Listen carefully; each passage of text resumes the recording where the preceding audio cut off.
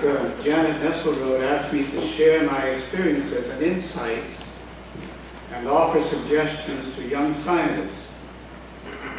You can imagine, I thought a great deal about that. It's really a tall order, so I thought I would take this route, and this is what I'm going to tell you about.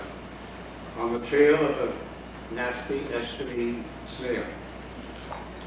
I am about to tell you a tale of my pursuit, off and on, over a 60-year span, of the predatory biology of uricid gastropods in East Coast estuaries, from Boat Sound, North Carolina, to Vineyard Sound, Cape Cod. To be sure, there have been personal lows and highs and bumps in between. All the while, I have watched with deep apprehension the increasingly flagrant desecration of the estuarine habitats of these snails. But to begin. In the spring of 1939, Dr. Thurlow Nelson, my undergraduate advisor in the Rutgers Zoology Department, took me to examine an oyster planting in the Lower Mullica River in New Jersey. From our garbing, he tongued up a cluster of oysters. Clinging to one of these was an inconspicuous, not especially attractive little snail. At Thurlow's suggestion, I pulled the uricid from the shell. There, where its foot had rested, glistened a smooth, white, symmetrical hole about 1 millimeter in diameter. Unfamiliar with oyster drills, I was fascinated by Thurlow's account of their depredations, and especially by the fact that the process of hole boring was unknown. I was eager to investigate it. And Thurlow was equally eager to have me do it. I spent that summer alone on the research houseboat with Cynthia in Great Bay, New Jersey, studying the boring behavior of Urocelchin cinerea. That stimulating project resulted in my first paper on the proboscis of the snail and on the exciting discovery, I thought, of the role of the accessory boring organ, the ABO, chemically complementing the rasping of the radula in hole boring process. However, not too long after, I read to my chagrin, and I really mean I was sorely chagrined, that Vera Freder in England had already discovered the gland in a British uricid. But I was consoled by the fact that she was unsure of its function, and I was sure of its function. My oversight drove home, and this is one of the lessons that I'm supposed to tell you about. My oversight drove home the importance of fully checking the literature. Obvious, isn't it? Thurlow, conditioned by the prevailing view that hole boring was done entirely by the radula, was hard to convince for a time that the abo and the radula function complementarily in drilling. His kindly resistance impressed me with the difficulty of reversing an entrenched opinion. I'm sure you've run into that too. My next stretch with uricids occurred during my graduate years in the zoology department of the University of Wisconsin on the beautiful Madison campus. There, while conducting a doctoral dissertation on the pond snail in Neostagnatus, and you might ask, why would I be studying a pond snail? That's the way life works, isn't it?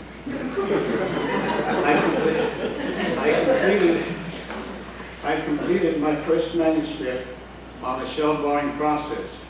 I agonized over every word of that manuscript, aware that once published, my prose would remain cast in stone for all time. Knowledgeable, patient, scholarly, empathetic Dr. Lowell Nolan, my graduate major professor, showed me the value of a quality graduate student major professor relationship. Unquestionably, Lowell's tactful but severe editing of my manuscript vastly improved it, while bruising my ego as my favorite phrases were cast out or struck out. Redundancy, he said.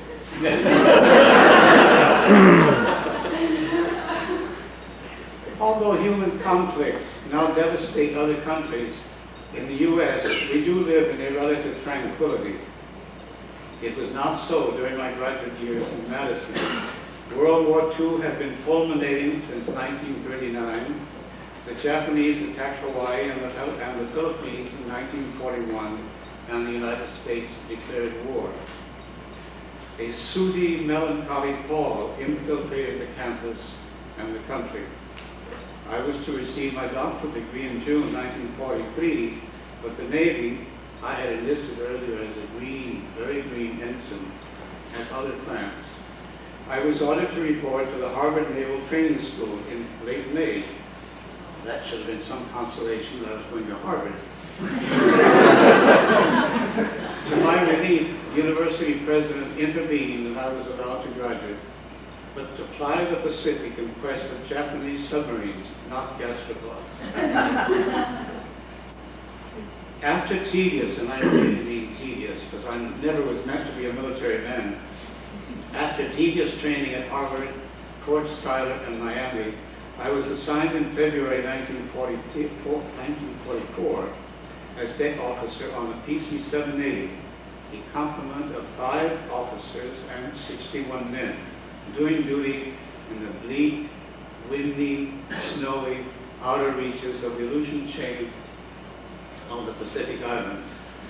The ship circled the western islands endlessly, it seemed to me, looking for enemy subs. Fortunately, nothing more than whales would ever ping. Spring brought very few mild sunny days and times off to explore the rocky pools around the Navy base at Adak. I discovered a large species of chitin, huge things, and took them back to my cabin, which I shared with the captain. There I bled them for the sera, which I mailed to Rutgers where systematic serological studies were underway. My skipper, a policeman in civilian life, tolerated my messy bleeding procedures, but had grave questions about the sanity of his deck officer.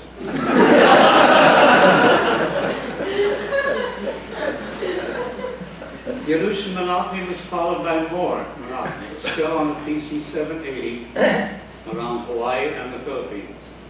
Yes, Hawaii. To the disappointment of the enlisted men, there were no enemy subs. That was very interesting that the enlisted men were so eager to get into conflict. Soon my points for discharge had accumulated and I became a civilian again on Christmas Day. My Navy experience taught me that I was not cut out to be a military man, but even more, that war is an abysmally destructive, wasteful, intrusive human absurdity. Playing with little octopuses in rock pools and collecting invertebrates, the war experience left me thirsting for things biological beyond reading, which I did at every turn.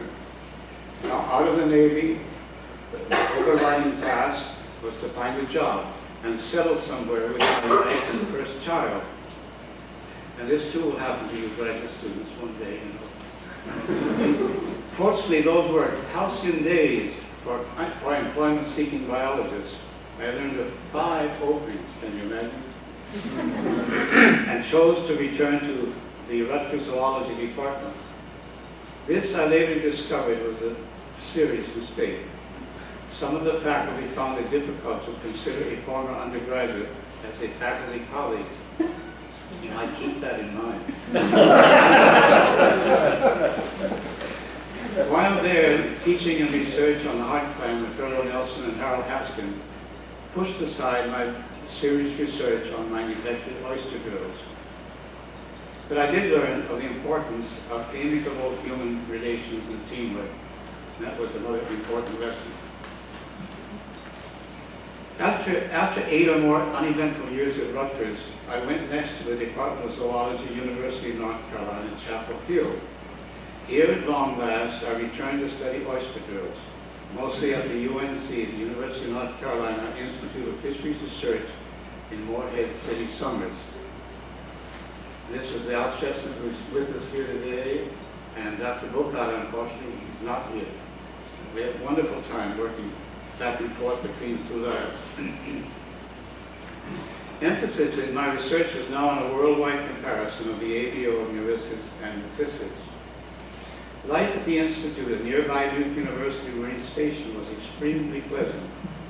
Unfortunately, that at Chapel Hill, anything but inspiring and productive, made the worse by a mostly distant and uncommunicative zoology faculty. In hindsight, I should have left the department at the end of the first year, but with a wife and by then 4 young children, this was not an easy option. Luckily, the department handled the matter for me, and some departments had to do. It turned out that one of the faculty, whose marine program I had been invited to take on when hired, still wanted the program. In the meantime, he became chairman, and you can guess. And it was not long before I was informed that my services were no longer required. As you can imagine, dismissal was a devastating blow to my confidence and self-respect. During the troubling days of reputation, I kept my sanity by deep immersion in the writing of a long manuscript on the clan larvae of Lily Carver, New Jersey.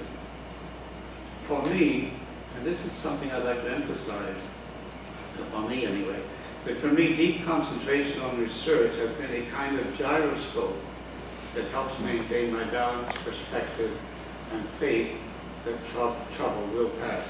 It did. And with an outcome that resulted eventually in a professional future much more rewarding than had I remained at Chapel Hill. And this is another important lesson. It was this way. John Blood, a good friend, had offered me a position in the new Bureau of Commercial Fisheries Laboratory at Oxford, Maryland.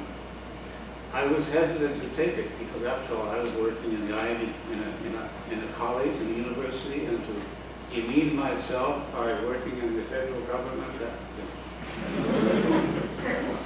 I need not have been concerned. That's another lesson. My family and I moved again, this time to Eastern Maryland.